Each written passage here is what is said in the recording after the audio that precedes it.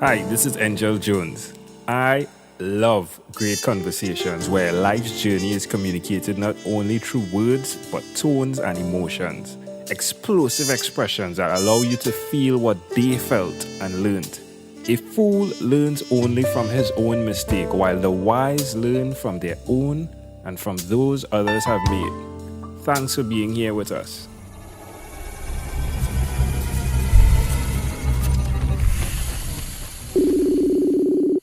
Good day, Brenda Poulos. How are you going on this wonderful, beautiful day? Actually, I live here in Arizona, so it's a beautiful day like most of them are. Oh, that is wonderful.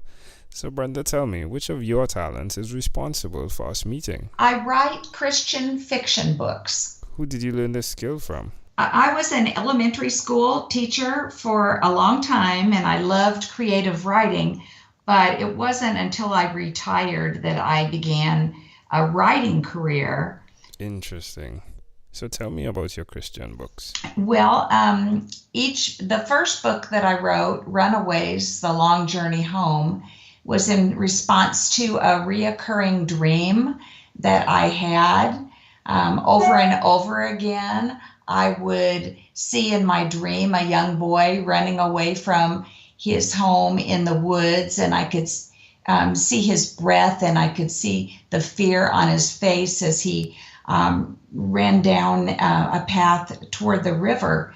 But my dream would always end there, and night after night, I had this same dream. And so this went on for quite a few months, and finally, I just sat down in front of the computer and I said, God, help me know what this dream means, or help me finish the dream so that I don't keep dreaming it over and over. And that's when I started writing Runaways, the story about a boy who ran away from an abusive father. Interesting. So, how many books have you written so far? 2. And the name of them are? The first book is Runaways, The Long Journey Home.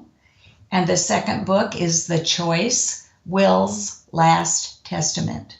Wow. That's amazing. It's amazing that you did not put your writing down. I didn't I love to write, I love to read, love to go to movies, but I didn't really, do anything with writing until after I had retired. Wow. Well, that's amazing. That's amazing. So why will you continue to repeat this skill? Well, I'm hooked on writing. I love it. My books are getting 5-star reviews, so people are encouraging me and they're telling me that it's helping their lives. And that's really what it's all about, connecting with other people and getting a message out that might help someone else. That's great. That's great, Brenda. Share with me one other thing that you've done consistently over the past 3 years, please. Well, now I am working with my grandson, who's 12 years old, and he has taken an interest in writing also. So he and a few of his friends at school have gotten together a writing group, and they're writing their first novel, and I'm helping edit it and make suggestions for it. And it's a great way to connect with him and his friends. Amazing. How does that make you feel? Oh, it feels so great because it is hard to connect with young children anymore. They have iPads and iPhones and all this technology that takes them away from things like really, really interacting. And so this is just a wonderful avenue for us to connect. Why would you suggest someone do what you've done, Brenda? Well, I think, it's just a great creative outlet. You get involved with some wonderful other writers if you are the member of a critique group or some of the writing different writing groups across the nation. And it's just a great community of people. Awesome. Well, my friend, let's switch gears for a bit now, and let me invite you into my time machine that is surrounded with beautiful, warm, blue Caribbean water. Brenda, what is your earliest childhood memory? Well, my earliest childhood memory is walking out the front door of our home in Indiana, where it's very, very cold. And I just walked out the front door and fell immediately into the snow. And the snow was deeper than I was. So I was standing there screaming with my hands up above the snow until my father found me and came and lifted me out. How old do you think you were? I was probably about 4 years old because we still lived there until I was 5, and then we moved to Arizona. Why do you think this memory... Ooh, I heard a clock in the background. Did I hear correctly? We have a grandfather clock. Yes, we grew up with one of those clocks. Ooh, it sounded you took me straight back to when I was 5.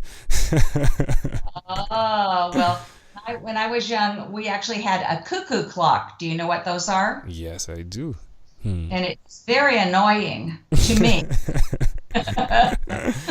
Yes, that clock. So do you have to chain that clock up as well?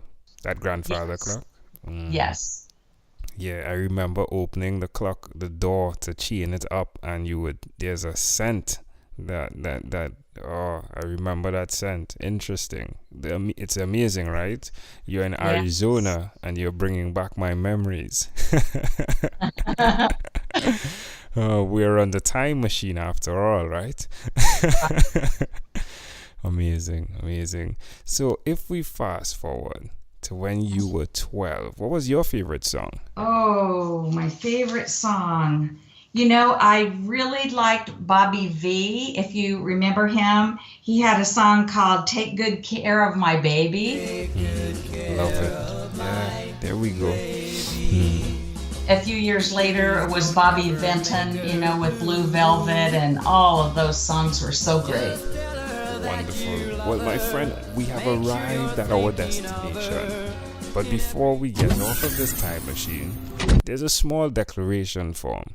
So it's yes or no. Brenda, have you chosen someone to pass on your skills to? Yes, I think I mentioned my grandson who's 12, and so I'm trying to cultivate those skills in him. Are you married? I am. I'm married to John. It's my second marriage, and we've been married almost 25 years. Wow, congratulations. Thank you.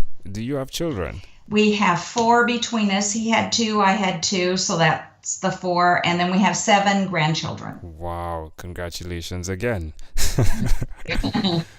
Do you believe in God? Oh, absolutely. Absolutely. I talk to him every day. That's why I write Christian books, hoping to familiarize other people with his goodness and his grace. Do you have an inner circle of friends? Actually, I think of myself as having 3 circles of friends. I have a circle of friends that are my more spiritual friends, like at church. Then I have a writing circle, and then a circle of retired teachers that we get together with often. All right. Do you watch TV for more than 3 hours a day? No. No, I don't. I did when we were having the elections here, but now I'm back to my regular routine, and I just, I don't. I read a lot, I write, but I don't. Just the news is mostly what I see. Maybe some shows like Dateline or something that's pertinent to the day, something that's going on in our culture, but not, no, I don't really watch that much TV. What about screen time, the phone and the computer? Is it more than 8 hours a day or less than 8 hours a day? It's less some days and some days more. It just depends on if I get energized and get some really good ideas. But, some days I'll get up at 1 a.m. and I'll write all day. But other times I only write for a couple of hours. All right. Brenda, this was a pleasure. Before you leave, this was a great pleasure. Before you leave, is there anything you'd like to share with our amazing audience? Well, in that, my mother's just been diagnosed with Alzheimer's. That's why I went and got tested, and I have some early signs of it. So that's why I'm going to be writing a series of books now with that as the theme. So be looking for that sometime maybe in 2017. Wonderful. Brenda Poulos, thank you for being on 12-Minute Convos with Angel Jones. Thank you so much. Amazing audience. Before you leave, there's one person I'd like to introduce you to, Amanda Jones. She is my wife, and her passion is to educate, encourage, and empower. Hi, I'm Amanda Jones, and I'm a registered nurse. Do you or someone you know have diabetes? According to the International Diabetes Federation, in 2015 worldwide, 415 million people were living with diabetes. Just as that figure is overwhelming, so too can the effects of diabetes be. So, to help simplify diabetes for both adult and child, I've used rhymes in my books, The ABCs of Diabetes for Children and Poems for Patients, A Focus on Diabetes. At its simplest, rhymes help us to remember. If you, a child or friend, want an easy, reader-friendly way to know about diabetes, then get a copy of these books. For more details, you can go to poemsbyaj.com. That's poemsbyaj.com.